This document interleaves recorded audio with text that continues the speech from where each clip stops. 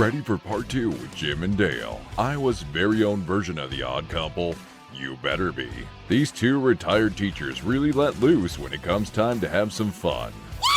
We cover everything from Jim's senior skip day and fighting with a neighbor kid, to dinner with Abraham Lincoln, Martin Luther King Jr., and Karl Marx. Huh, the father of communism, huh? Did not see that coming. Dale's change of heart when it comes to the death penalty is perfect for the Against the Grain segment. He also airs his pet peeve of people not taking no for an answer. If he doesn't want a slice of cake, you better believe him. When it comes to childhood idols, Jim looked up to the hooping hippie Bill Walton, and Dale idolized the legendary Mr. New York, Mickey Mantle. But both agree that kids should look no further than their mom and dad when looking for real heroes.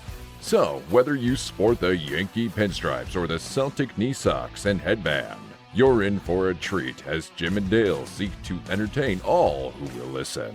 Now you listen here, Sonny. Here's your host, Bubba Seeman.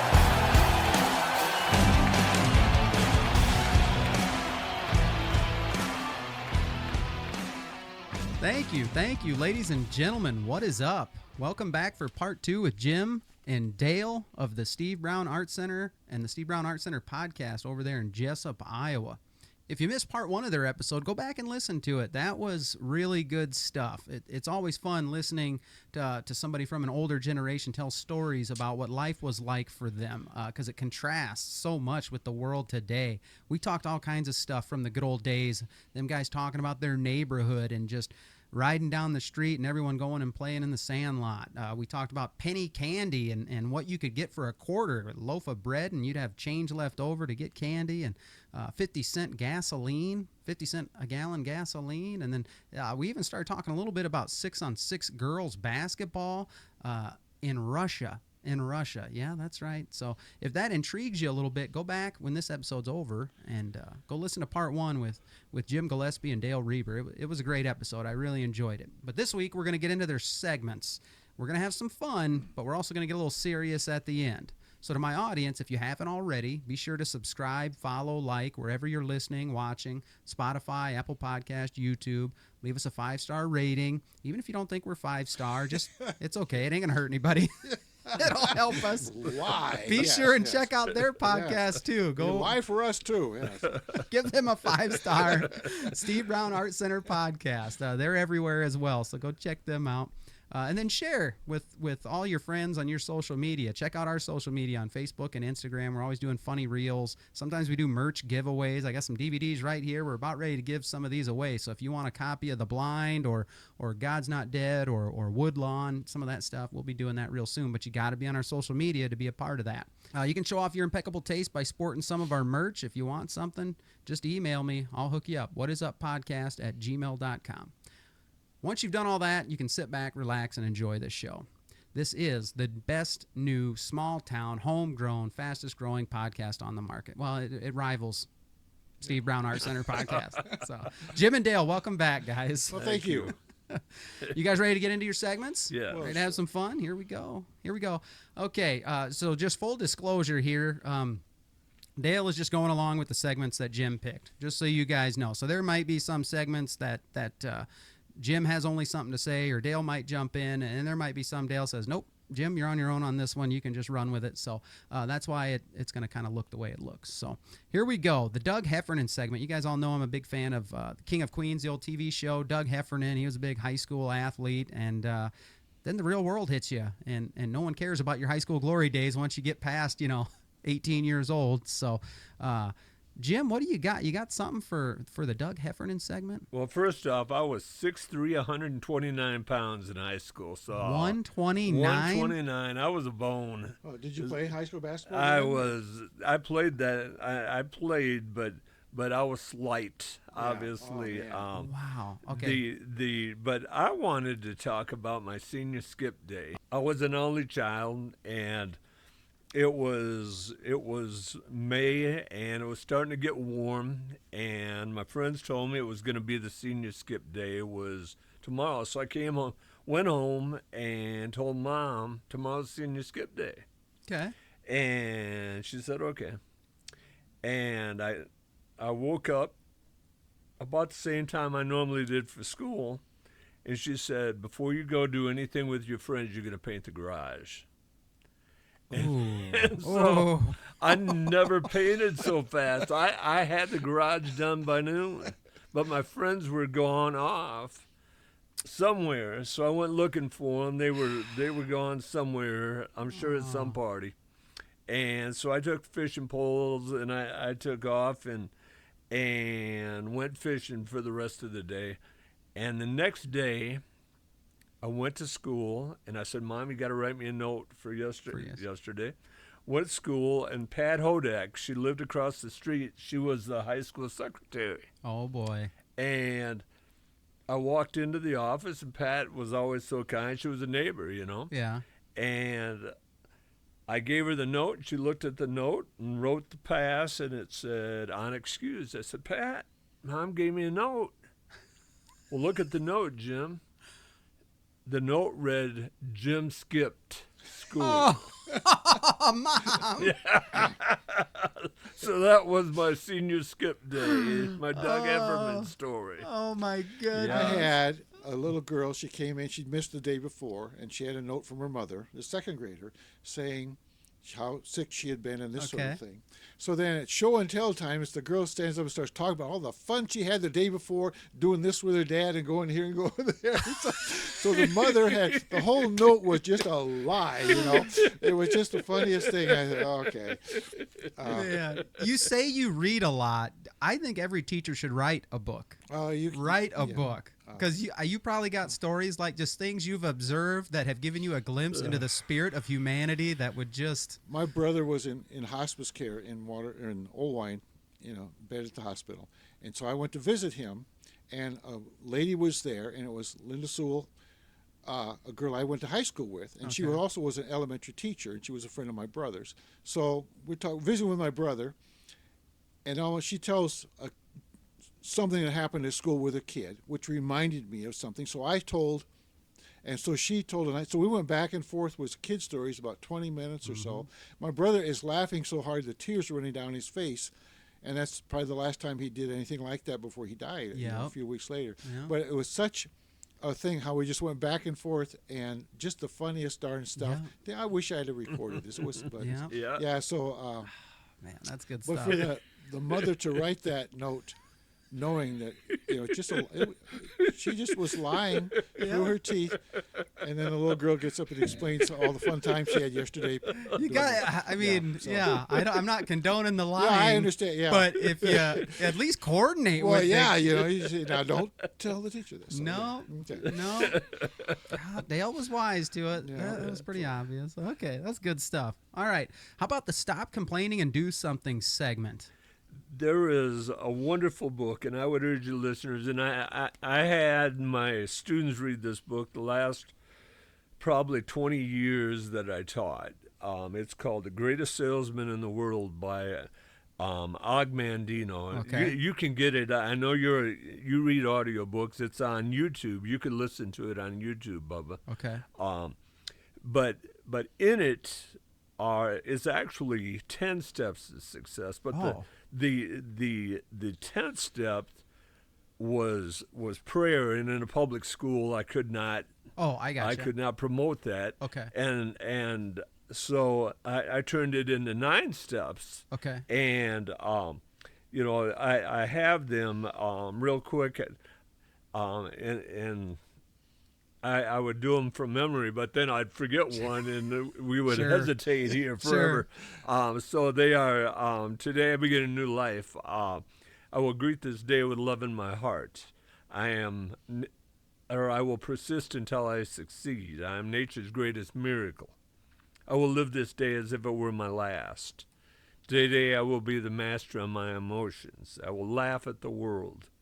Today I will multiply my value 100-fold. And I will act now. Now, all of those are just easy life lessons. Sure.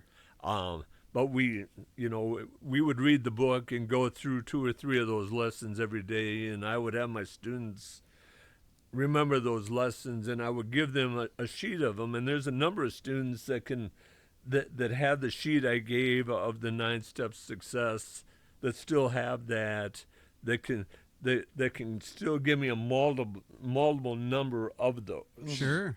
Yeah. And a number of those love Mandino's book. Other books he's written include the Christ Commission. Okay. It is a story about did Jesus Christ really exist? Okay. And wonderful book. Bubba, the robe. About the robe that he had at his crucifixion. Okay. Mandino is wonderful, and he teaches such good lessons, not just religious lessons, but lessons on life. Okay. I like that. Yeah, some people got a gift to be able to articulate things like that to really have an impact, no matter if they got faith in their life or not. That's cool. I like it. Man, I'm just looking at that list like, yeah, I can see the benefit to all that. Yeah. Okay. Well, so that leads into the next one, book review, and of course you're gonna promote. The greatest salesman by Mandino, Og Mandino. Og Mandino was in the same fly corps as Jimmy Stewart was in World War II. Okay. And he his dream was to be a writer, but he ended up in World War II. Well, Mandino, the year he was to go to college, Mandino's mother dropped dead of a heart attack in the kitchen cooking him breakfast. And when he got out of the military, he became an alcoholic, became homeless, and he found the way. Yeah. Just an incredible story about Mandino. Okay. I won't get into him. We have a lot to do here, but I would urge the audience to read Og Mandino's Yeah, I'm going to stuff. check it out for sure, because that sounds kind of a little bit like C.S. Lewis as well. He, his mom died at a young age. He was kind of mad at God, and then he went to World War I and, held his best friend in his arms as he died, and that didn't help matters much. He had experienced the worst tragedy in life, and somehow or another, he had some friends that said, life is tough, life is brutal, but that doesn't mean, God's the one making this happen. And C.S. Lewis come to write these great pieces of literature, throughout history, and they're all very encouraging. So, yeah, I'll definitely check out Og Mandino. Dale, you're a teacher, you're a book guy. You got any favorite book over the years? Oh, yeah, probably too many to think about, but there's a couple I would want to mention. One is called, I believe the title is Mr. Truman Takes a Ride. Okay. It's about Harry Truman. It's a small little book, maybe 60 to 100 pages. It's in the Jesup Public Library.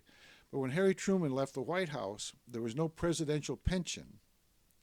So the only income he had was his pension from being a colonel in the Army Reserve, National Guard. Okay.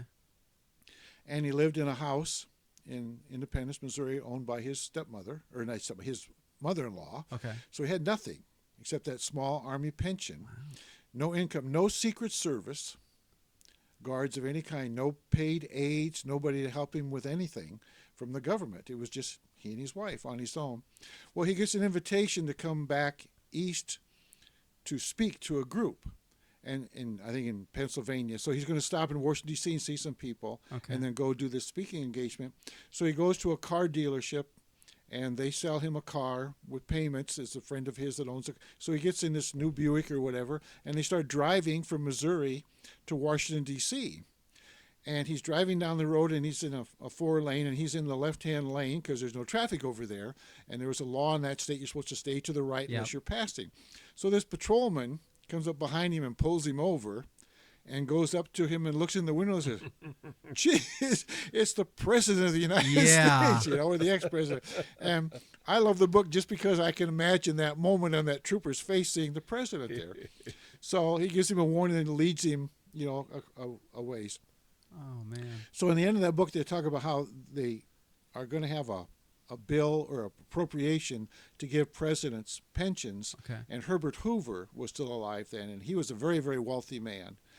But he advocated for that, and then actually took the pension just so Harry Truman wouldn't feel badly about taking it for himself, because he was the one that really needed it. Yeah. And so I thought it's just a funny but a very telling book about how history has changed through the huge Secret Service protection and the money that we spend on ex-presidents now compared to then, where he just said, okay, you're done, go home. Thank you. See Yeah. ya. Yeah. And then there was another book I was going to talk about. It's called Filthy Rich Politicians. And it'll get your blood boiling about how politicians use their office to enrich themselves. And they say if you're rich when you go in, you'll get richer.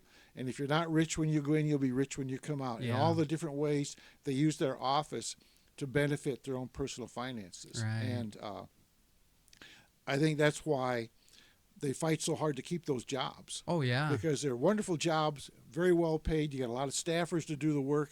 All you got to go out is smooth with the people and get them to keep sending money in. So it's a very eye-opening book about our political system. Sure. And the kind of people we're getting into public. And I'm not saying there aren't some people out there who want to serve. Oh, no. But there's a lot of people out there who want to be served. Yeah. And they're using the government for that. And yeah. So those are two books I've read in the last few years that I thought were very interesting. So. Yeah. What's the name of the second one again? Filthy Rich Politicians. Yeah. I mean, especially right now with those wildfires raging. Yeah. You think about that. Law enforcement, first responders, teachers in Iowa is definitely on the lower rung, I've heard, as far as pay scale for teachers compared to other states.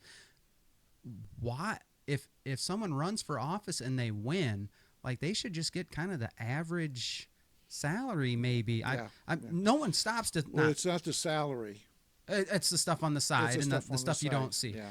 Well, I think the salary should be. You ran for office. You're there. You're willing to serve us. You shouldn't get rich. At least off the salary. I guess we can't. Yeah, a lot of them you want to, so the average guy can afford to take a political office. I was interested. I think it's the mayor of Los Angeles. They're talking with her, and they cut the fire budget millions and millions of dollars in the last few years, and now all at once they're short of people, they're short of equipment, and they got to heal those huge fires, just causing tremendous damage. And I keep thinking, well, we're doing that same thing here in Iowa, is that we're cutting the taxes and lowering money and cutting back services. We don't have enough highway patrolmen. We don't have enough ambulance drivers. We don't have enough firemen. We don't have enough guys, the conservation guys. I mean, there's tons of people that we need to provide the services, to clean the water, to clean the air, to do the things that people want done. But instead, we're giving them, we're going to give you a tax break. And, if you want services, you have to be able to pay. And if you want water in your house, you pay the water bill. Yeah. You pay the light bill. Well, this other bill needs to be paid too, to offer the services that everybody uses, everybody needs. And even if you don't need them personally for the common good, you can pay. Yeah. To help for the common good. And so, I don't know. I just think we're going in the wrong direction as far as trying to placate people by saying, we're going to give you a huge tax break, but then when something like these wildfires happen, then, man, you're stuck. Yeah. And you can't go back and redo it because it's too late. So, that's what I'm thinking about. No, that makes sense. I think there's going to be, hopefully, a lot of information come out on why these wildfires weren't handled. The response wasn't as good as it could be. But I've always thought that the people that should be making more like that, they're not. Yeah. But yet the politicians get super the wildfires wealthy, they had in California a few years ago, power lines were blown down and they started fires. And so that power company ended up paying, I think, billions of dollars in fines. Okay. So this time it comes around, they shut off the power so their lines wouldn't start any more fires. Well, now the pumps, then, which rely on electricity, are getting no electricity, so the firemen go to the hydrants, there's no water. There's no water pumped. And so somebody wasn't talking to somebody. You had to have these meetings where you come, and let's talk about what if. Yeah, exactly. And nobody wants to do that. Yeah, I've always had that thought when you see professional athletes and they just look like they're chiseled. They're just, because they didn't go to school for 10 hours a day. They didn't teach, they didn't go to the factory. If that's your job, to be as the best you can be, I think us three probably would have looked pretty darn good. Yeah. So I think of the same thing about those response systems. Yeah. Like, how are they not ready for hypothetical A, B, and C? You know, if that's their job, if that's they don't have to worry about, they don't have to work a job and then do this at night. I've thought about Jim and I are things both like reading a book called No Fail. It's about the Secret Service from John F. Kennedy from 1960 to the present. And every time there, when somebody gets shot, when somebody gets killed, then they improve services, they get better. yeah. When an airplane crashes into the building, they say, oh, that could happen to the White House. They get procedures, but Yep. it's always something bad happens and then they get better. Yep. But they don't think ahead. Right. No, I hear you. Look beyond where you are, right, Jim? That's right. That's right. Okay.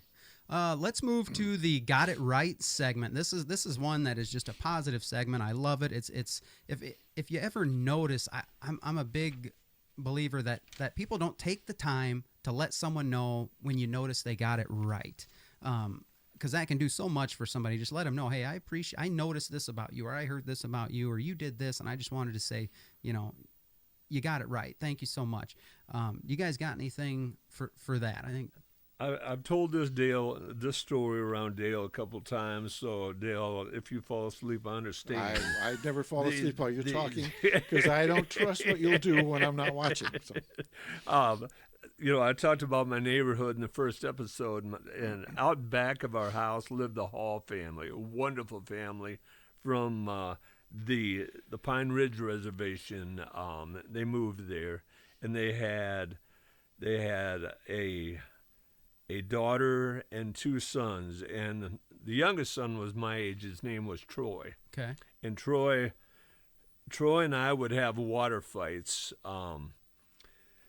Growing up, and it would start with little water pistols, and he had a little water pistol, and I had a little bigger water gun, and then he would get a bucket of water, and I had a 5-gallon bucket of water, and I would throw on him, and then he would get a hose, and his hose would come to the alley, and he would spray it at me, and our hose was long, it would go across the alley, and I could spray him. Then he'd beat me up, and Dad drove truck, and so one day he came home, and I came in the house crying because Troy had beat me up, and Dad says that's it. And Mom must told him multiple times that Troy had beat me up, and so. Dad took me downtown, and he bought me a pair of cowboy boots, and he said, now listen, next time Troy starts a fight, you kick the crap out of him with those cowboy boots. And I went out the door looking for a fight. and I got after him, and I kicked him with the cowboy boots. Well, then we were eating supper, and his dad came out of the house yelling for my dad to come out of the house. Oh my goodness!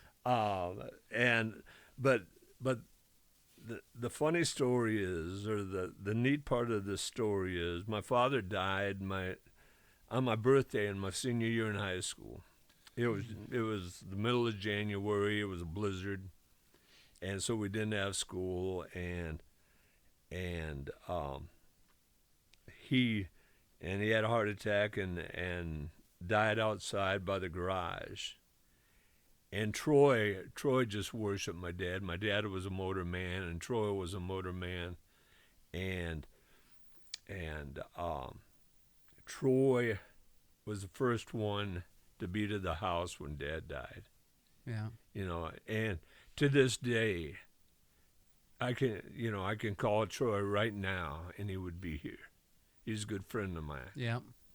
So it is, there's a lot of good people out there, Bubba. Sure. That's exactly what this segment's for, right there. That's what it looks like when you get it right. Be there for somebody. Yeah, and that's why I put that segment in there. That is just, sometimes we just gotta, give people props when we notice, hey, or let them know that they did right, whether it's by us or by somebody else, and that can be just such an encouraging moment. Dale, you got something? Well, I have something along those lines, and I get emotional when I think about it, tell it. But I had an uncle named John Clendon, and he was a landscaper. He had a trailer pulled by a dump truck with a little Caterpillar, and he did landscaping. And I was visiting him, and I was probably just 16 or so, not very old. And it was a Sunday, and he gets a call, and he says, I need to haul a load of rock for somebody. And so I said, well, I'll ride along with you. So we get in the dump truck, we drive out in the country, and get to a gate, and he gets a key off a ring, and he opens the gate. And he drives down the lane, and he has another key that opens the scale house. Okay. Weighs the truck, writes it down, has another key to start the loader, loads his own truck, weighs it, writes it down, locks everything up. We drive out, and he locks the gate. And I was so impressed that whoever owned that quarry trusted him that much. I said, I want to be the kind of guy that people trust with their keys, with their. So very interesting. I really made an impact on me. So years later, I moved to Jesup. In the first summer, I'm working for Manny Mallon Wright, pouring cement. So we're driving down the street one day in his pickup to get to our job site. He stops in the middle of the street up by the school on Prospect Street, puts the flashes out and gets out, and he says, get the broom and a bucket out of the back. So I do that, and I look up, and there's a broken glass in the street. Okay. So we go up, and we clean up the glass, put it in the bucket, sweep it up and everything, put it back, and then we drive on to the job site. Well, I don't know how many people had driven around that broken glass, and I probably would have too if I'd have been driving.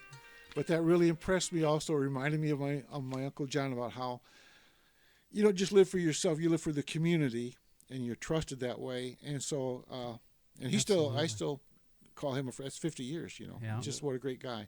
And he's still driving a school bus. Yeah. And he's about 90 years old. Wow.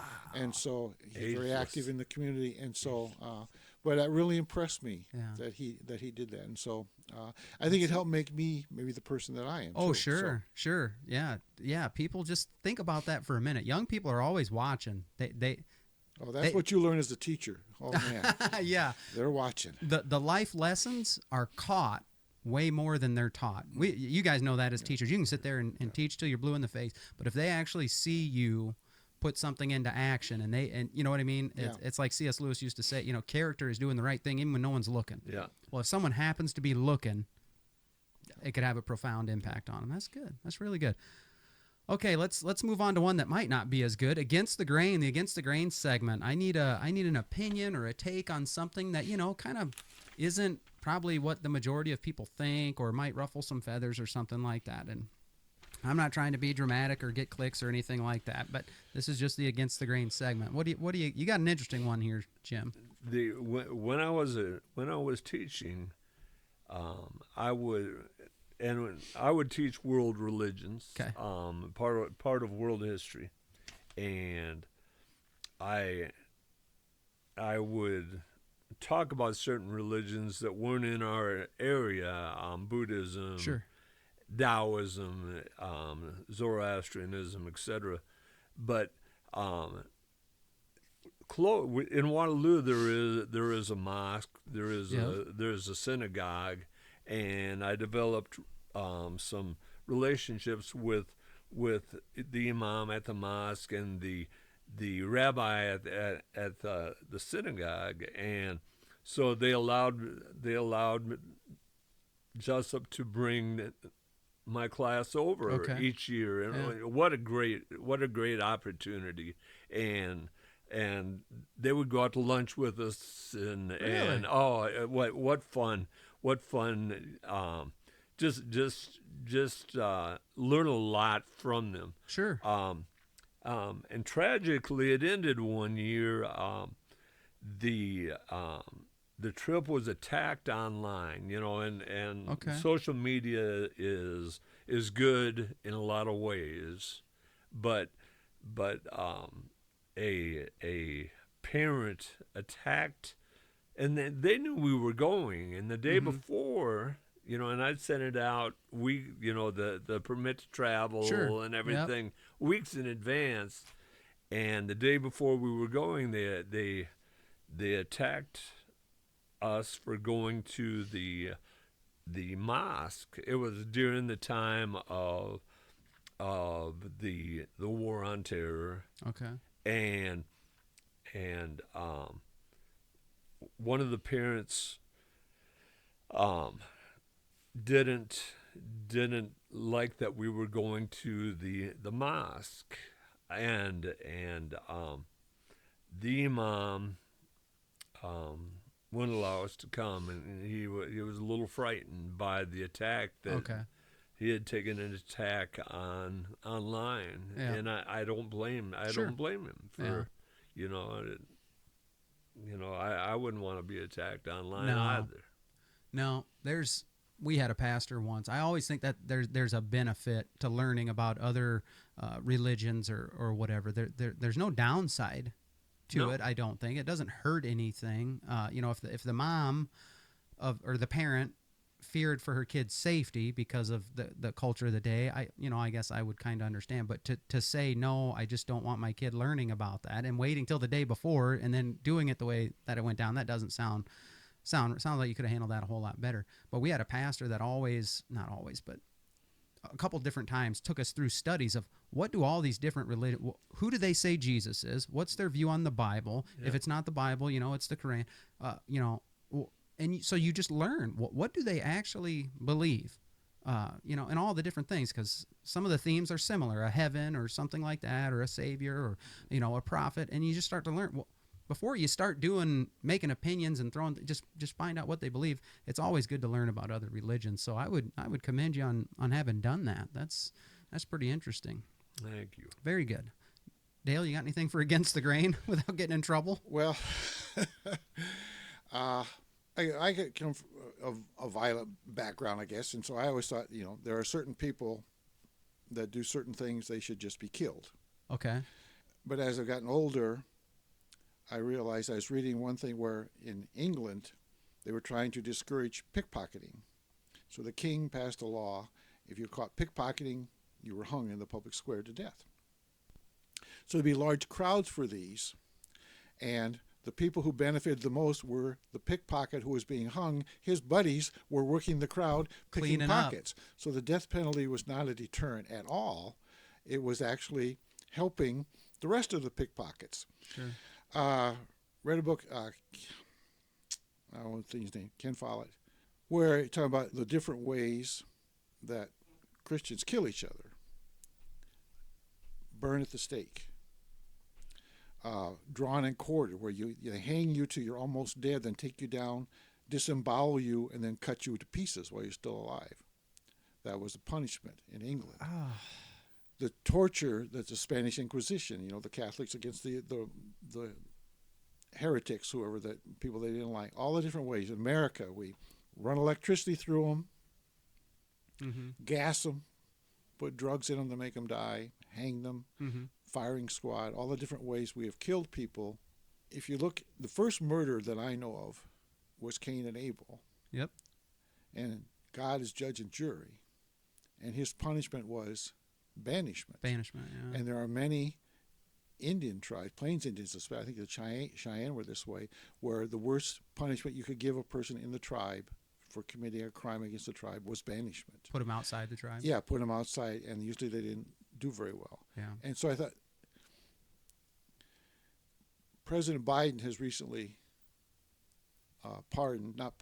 commuted sentences from Mhm. death to life imprisonment. Mhm. And he got some heat for that, because there are some people that want those people to die, Yeah. especially the relatives and everything.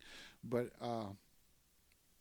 to me, the banishment part, you banish them from society into prison, is a far worse punishment than to Yeah. kill them. Yeah. And the way the system is set up, it costs far less to keep them in prison the rest of their lives than it does to go through all the procedures to kill somebody. It costs less. Okay. Yeah. And there are people who've been on death row for 30 years waiting to be killed, but they've been fighting it all the way, Yeah. doing all their thing. And, well, that's crazy. That is crazy. And so to me, the death penalty is not a deterrent, and it's not even the worst punishment you can do for most of these people. And so I have argued against the death penalty on those bases. Sure. And Sure. not always successfully, but revenge is a huge motivator for a lot of people. Yeah. But, and I just kick it real quick. There's these people working, and they find a lot of people on death row shouldn't be on death row. That's a big one these days. Yeah.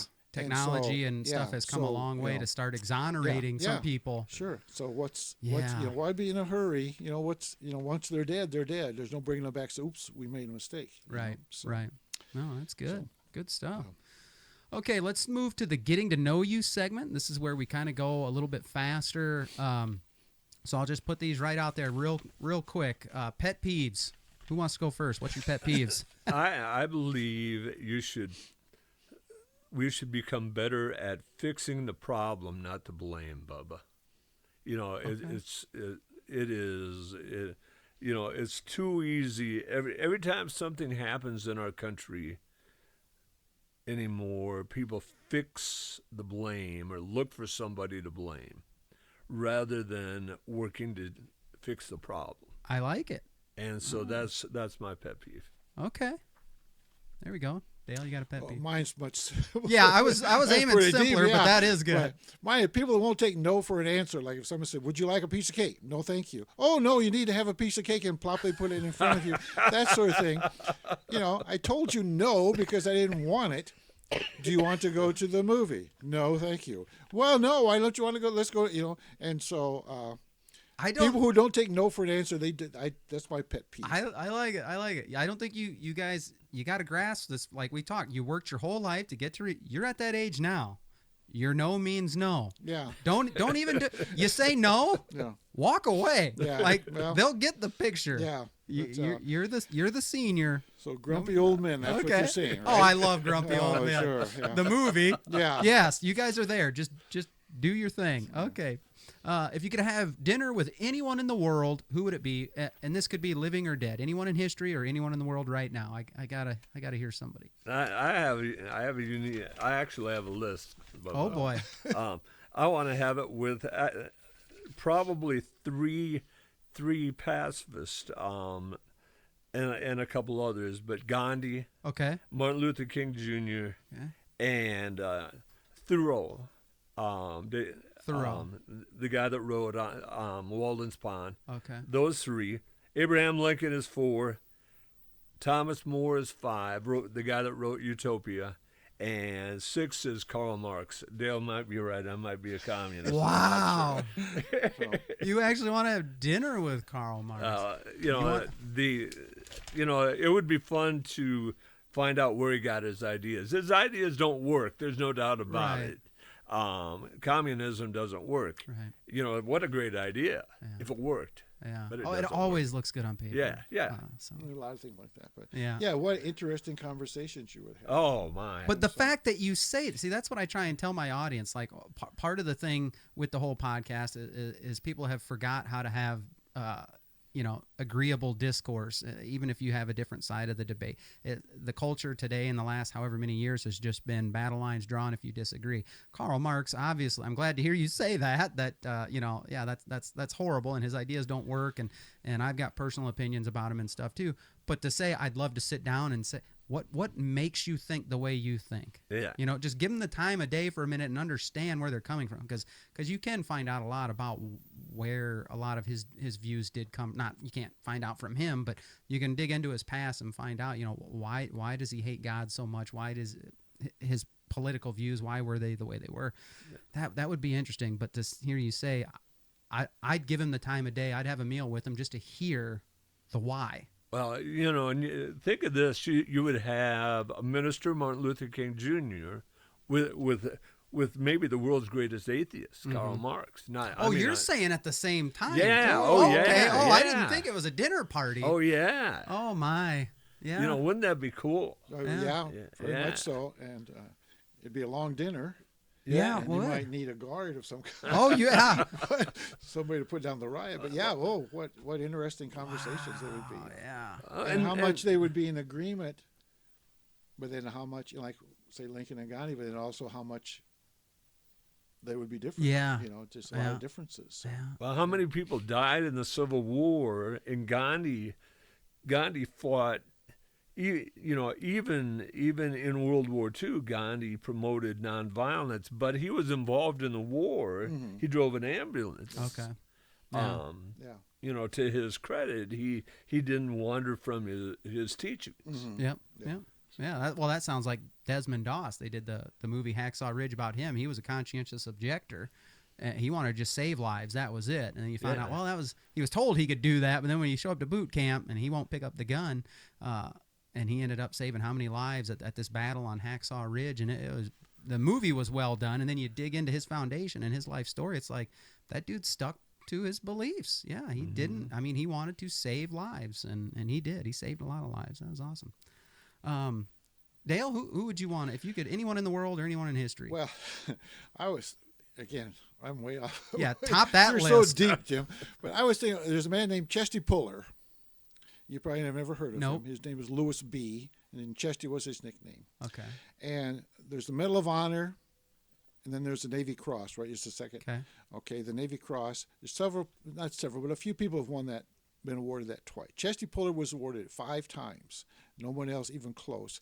And he was a Marine, of course, and went all the way from a lieutenant through general, World War II, and the most famous and fantastic Marine of all time, okay, as you can tell by the medals, but very outspoken, and the top Marine is called the Commandant. That's a 4-star general. He wanted to be Commandant. People thought he should be Commandant, but he was not.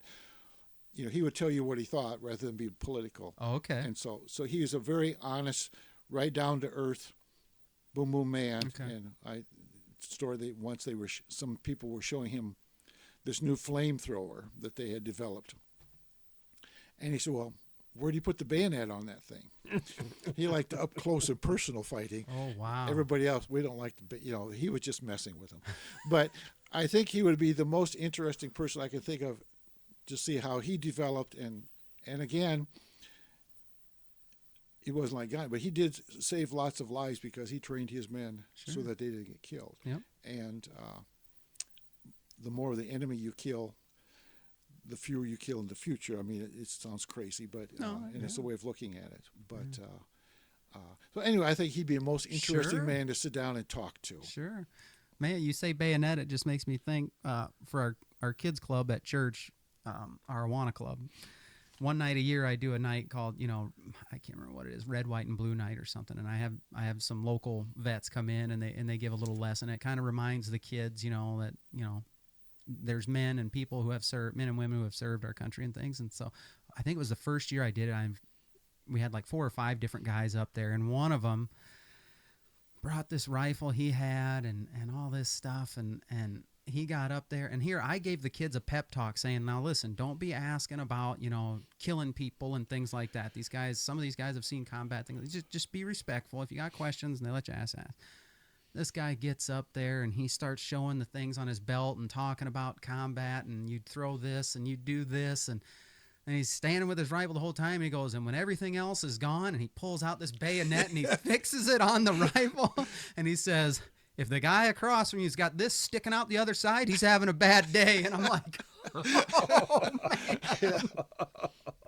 That's what I'm saying. Your generation, you got to say what you want. I remember we had the police chief in to talk to the kids about bicycle safety, John Berkman.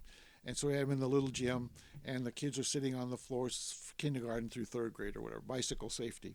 And so the kids listen and talks about bicycle safety and riding your bike and all this sort of thing. And he said, any questions? Look in front row, says, yeah, what kind of gun is that? Been looking at it the whole time. That's what he thought about. He didn't hear anything about the bicycles. That was what was interesting to him. Oh, and man. I thought it was very interesting. Bill Wolfgram, when he was the DARE guy, he'd come and talk to the kids. And the first day he came to school, he would have his vest, he'd have his belt, everything. And after that, he left all that in the car. Because that first day, says they always are interested in that. But after that, he left it in the car. He was not, because it is a distraction. Yep. And so sure I always thought he was very wise to do that. But Yep. Dream job. Jim, you put one down for this. Dale, I don't know if you got one or not, but your answer intrigued me. So what's your dream job? I would like to be an assistant to a president of a professional basketball team. I had an opportunity and to interview with a team in Scotland, a professional team, the Caledonia Gladiators. Okay. the president was the fiance of a friend of mine. Jim Lay tragically died of a heart attack teaching school in Scotland. He was back when Scotland had their national team, and this lady's sister married the wealthiest man in Scotland, and they bought a professional men and women's team, much like here, like the Chicago Sky and the Bulls. And her sister is the president of the women's team. And I had a chance to go to Scotland, and for reasons we won't discuss now because of time, I wasn't able to go. And it would have been my dream job. I think, Bubba. Yeah. So. Dale. Well, I always thought, and we talked to this guy from Waverly. You remember him, the radio guy? Yeah. And it reminded me of when I was in high school and a young man about having a radio show where you played records, and then you did the local baseball games and basketball games. You announced those and this sort of thing. I always thought that would be a really neat way to make a living and to live. And people would know you, or they'd know your voice, and you would be plugged into the community. And so I always thought that would be a neat job to have. I agree. I agree, except to get into that market, you're probably working overnights for years. And well, you don't think about that stuff. No, you don't. And I never did anything to get that job. Oh, yeah. But it's just, we're dreaming, right? It's a dream job. Just a dream job. I like it. Okay, some of the other segments I teased that we got to squeeze in. First car, worst car. What is the story with this one? My first car was a 1966 Chevrolet Impala. I was a sophomore in high school, and my father was best friends with a car dealer in town. And we went down to the car dealer, and there was a 1966 Chevy Impala, blue one, wonderful car. And Dad asked me if I liked it, and I liked it. And he asked Willie Alden was the car dealer's name. And he said, Willie, what do you want for it? Willie says $200. Dad says, all right, I'll give you $100 down, and I'll pay you $100 next month. And that's how I got my first car. All right. So that is not the worst car. That is just your first car. Yeah, okay. Yeah, I don't want to offend anybody with my worst car. I got you. Okay. Worst car. I had kids. High school we needed another car. Actually, we need two other cars. So the local dealership had I think it was an Oldsmobile. I never owned an Oldsmobile, but I think it was an Oldsmobile. And it was a little older, but it didn't have a whole lot of miles on it. And the guy convinced me. I was wavering. He convinced me to buy it because of the mileage. I said, yeah, you're probably right. Yeah. So I went to school next day, and Kay Kaiser was a teacher there. And I said, well, I bought that car you traded in down there. Oh, she said, we always thought that car was really a lemon. I thought, oh. Oh, no. And we did. We had more trouble with that car than any car I have ever owned in my life. And I think I drove it directly to the crusher when we got rid of it. But it was the worst darn car I ever had as far as trouble. Oh, that's nope. That's not a vote of confidence. Yeah, all right. So I always regretted the day I bought that car. So okay, all right. Let's squeeze this one in because I teased it. Childhood idol, of course, Mr. 6'3", 130 pounds. You picked this guy. I loved Bill Walton. It was a time in the 60s and 70s, and Bill Walton was a unique man, played for John Wooden at UCLA. Walton died here recently. He was a stutterer. I am a stutterer. And Walton became a lawyer. Overcame his stuttering, fan of the Grateful Dead. He NBA champion with the Celtics. There's the Irish connection. I gotcha. There you go. He may have been the most competitive human to ever walk the earth. The trouble was that he didn't know. He loved to go to his cabin. He was chopping wood one day when he was young in the NBA and broke his foot. And when you're 6'9" and 200 pounds, and you break your foot, foot or ankle, that's not what you want to hurt. Yeah, there's all sorts of stories now about big men getting hurt and not coming back, Yep. and Walton was one of those. He might have been the greatest player to ever play in the NBA, but because of his injuries, he won one championship at Portland and one championship at Boston. Rest of the time in between, he was busy running around with the Grateful Dead and Patty Hearst. A little bit of a hippie is what you're saying, right? Yeah. All right. Yeah. Dale, did you look up to anybody or idolize anybody? Yeah, I was always a big Mickey Mantle fan. Oh, man. Could hit from both sides, very fast runner, good fielder, and so as a youth, I really idolized him. He clean cut, and then as an adult, you start reading about, and he was not a nice man. He had issues. His personal life was nothing like you would want to emulate at all. Yep. And so really, I used to tell kids after that, your heroes should be your mom and dad. Yep. Sure. These guys, you don't know. You see this girl, she's singing a song on the record. You don't know what she's doing when she gets home. That guy is in the movie star. You don't know what he's doing when he's not. That's not him. Yeah. That's a character. You need to idolize people that you know. Right. And start with your mom and dad. So it almost crushed me to find out what a rotten, dirty guy he was. So, because I really did think a lot of him. So. Yeah. Okay. Last one before we get to the final segment. Near-death experience. You had something put down in here, so we got to bring it up. Near-death or most dangerous? It is a rather unique story. The greatest salesman in the world goes back to Og Bandino. I had a freshman girl who was just wild. Her freshman year, she, as a teacher, she fell off the stage at Jesup in the old gym and broke both her arms. Oh my! And she was rather unique. She got suspended for telling the principal to go eat chocolate. And then came back, and I can remember her walking down the hall again with the principal, and she had told him again to do it and got suspended again. And that summer, I went to Latin America, and it just so happened that she walked into the Cedar Rapids airport the same time I was there. And, of course, being the annoying me, I had to walk and sit down by her and start talking with her. And she was so excited. I can't shake this guy.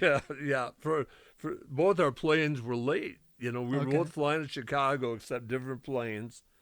My plane she was supposed to leave before I was, but my plane left before hers.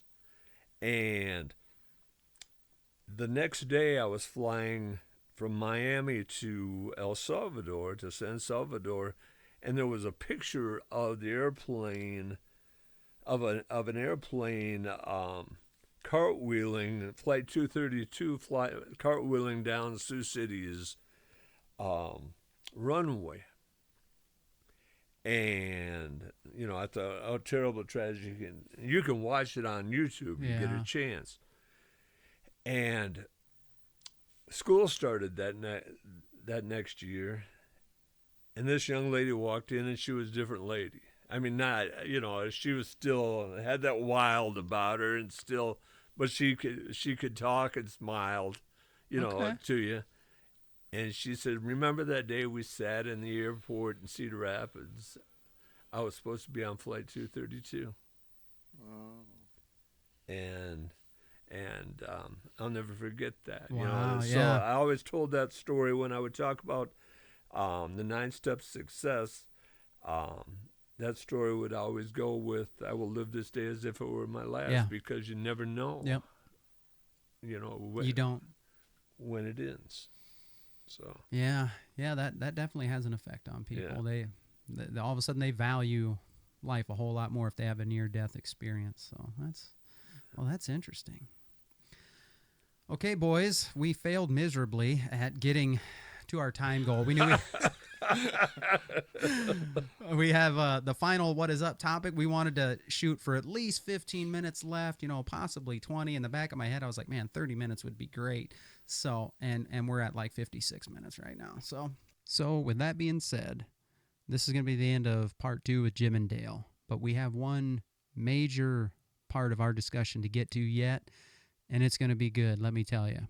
So we're going to save that as like a bonus episode, and we're going to hype this thing up calling it The Great Debate. Yeah, it's always interesting when you get multiple people in a room and they don't agree on a certain issue, and that's what you got. We're going to debate the ins and outs of universal basic income. Will it get heated? Probably not. Will it get uncomfortable? Maybe. You never know. That's the interesting part about having dialogue and debate and discussion, okay? These guys are on one side of an issue, I'm on another, but there's always something good that comes from that if you can do it in the right way and learn where the other side is coming from. Maybe they'll make some good points, you don't know, and you might benefit from it. So I encourage you to come back next week for our bonus episode, The Great Debate, with me, Jim, and Dale, talking about universal basic income. If you don't know what that is guaranteed cash payments from the government just for being a United States citizen. Everybody. So we're going to get into the ins and outs of that. You don't want to miss it. Come back for that. But it's just too much discussion to try and tack on to this part 2, and it would just make it too long. So we're going to end part 2 right here. And I'm just going to say thanks for being with us. As always, you know the drill. Like, follow, subscribe, all that good stuff. We're on Apple Podcasts, Spotify, YouTube, on our social media, Facebook and Instagram. Thank you guys for all your support. We're doing giveaways and stuff like that. I get really good comments and feedback from everybody, and real encouraging stuff.